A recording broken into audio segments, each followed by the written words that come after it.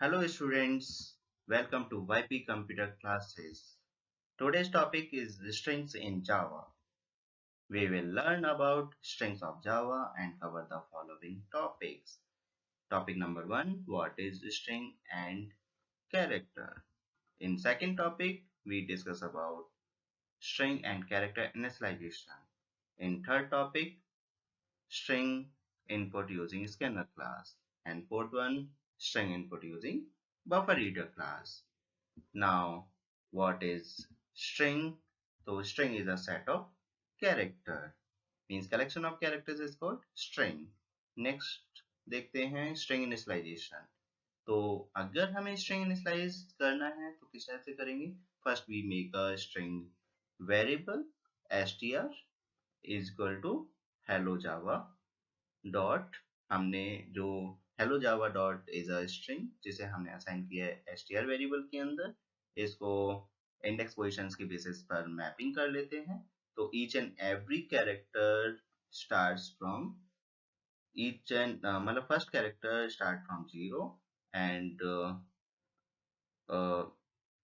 जो कि हमारा इंडेक्स नंबर है तो 0 1 2 3 और ये जितने भी 0 1 2 3 जो भी हमने इसे कैरेक्टर्स के साथ मैपिंग की है इसे हम इंडेक्स नंबर या सबस्क्रिप्ट नंबर बोलते हैं it always start from 0 and इसके बाद देखते हैं कैरेक्टर इनिशियलाइजेशन तो in char initialization we make a variable ch and उसमें हमने a असाइन किया है तो जब भी स्ट्रिंग की बात आएगी तो आपको कैरेक्टर रूल्स के बारे में भी याद रखना है बिकॉज जब भी हम स्ट्रिंग प्रोग्राम बनाएंगे तो उसमें कैरेक्टर रूल्स भी लगते हैं कभी कभी हमें कैर वेरिएबल के साथ काम करना होता है और स्ट्रिंग के साथ काम करना होता है और दोनों में थोड़ा थोड़ा डिफरेंस है जो भी रूल्स आप स्ट्रिंग के साथ लगाते हो जरूरी नहीं है कैरेक्टर के साथ वही सेम रूल फॉलो होंगे तो दोनों में थोड़ा सा डिफरेंस भी देख लेते हैं जैसा कि हमने देखा सेट ऑफ कैरेक्टर्स स्ट्रिंग है तो हमें कैरेक्टर्स के बारे में पता होना चाहिए तो कैरेक्टर्स में आपके अल्फाबेट्स डिजिट एंड सिंबल्स आ जाते हैं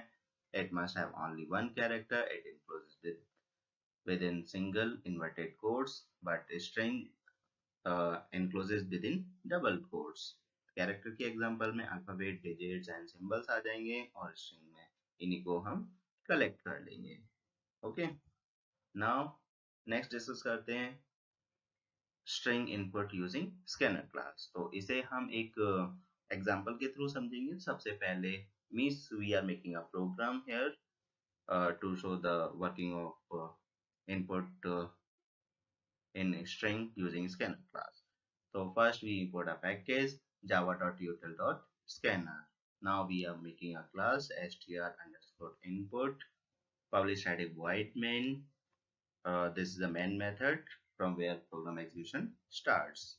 Now we are making a object of scanner class. Scanner class का ऑब्जेक्ट आप तभी बना सकते हो जब util.scanner आप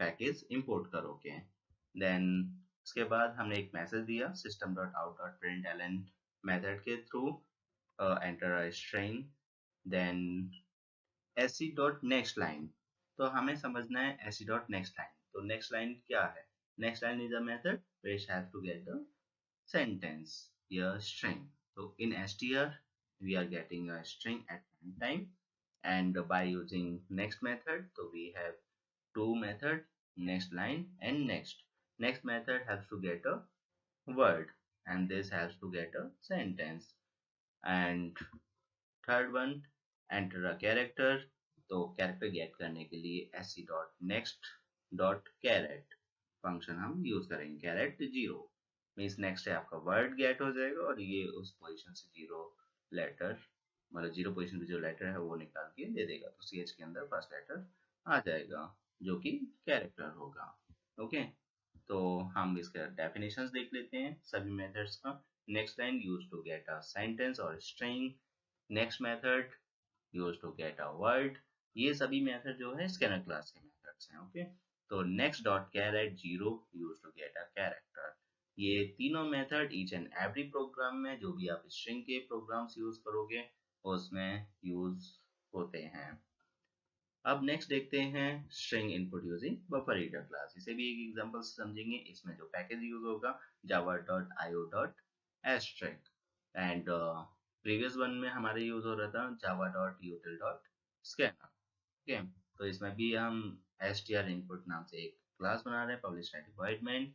यहाँ पर जो एक्स्ट्रा पॉइंट है थ्रोज आईओ एक्सेप्शन हमने यूज किया है बिकॉज बफर रीडर क्लास में एक्सेप्शन रेज होता है।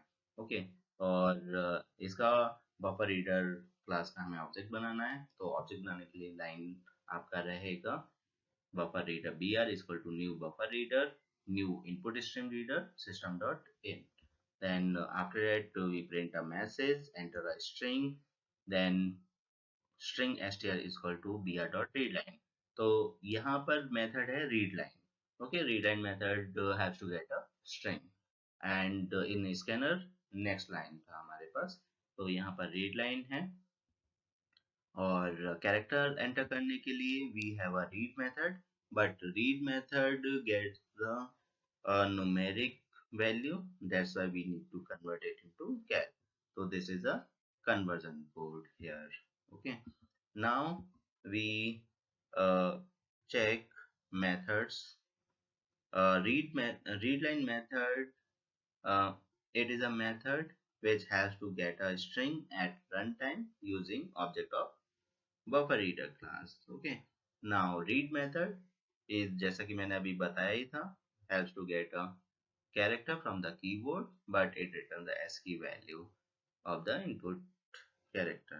तो अगर हमें डायरेक्टली ascii वैल्यू के थ्रू काम करना है तो हम सीधा इसमें ascii वैल्यू के थ्रू भी कर सकते हैं। तो int a equal to br dot readline हमें लिखना होगा कि अगर हम कन्वर्जन मेथड नहीं करते डायरेक्टली रीड मेथड में तो हमें इंटीजर में गेट करना होता है और उसके बाद उसे हम कैरेक्टर में कन्वर्ट कर देंगे। तो जो हम कैरेक्टर एंटर करेंगे वो हमारा आ जाएगा यहाँ पर एज इट इज प्रिंट हो जाएगा। तो यहाँ पर ये भी देख लेते हैं एस की वैल्यूज क्या होती हैं। कैपिटल ए टू जेड का 65 to 90, small A to Z 97 to 122 and 0 to 9 का 48 टू 57।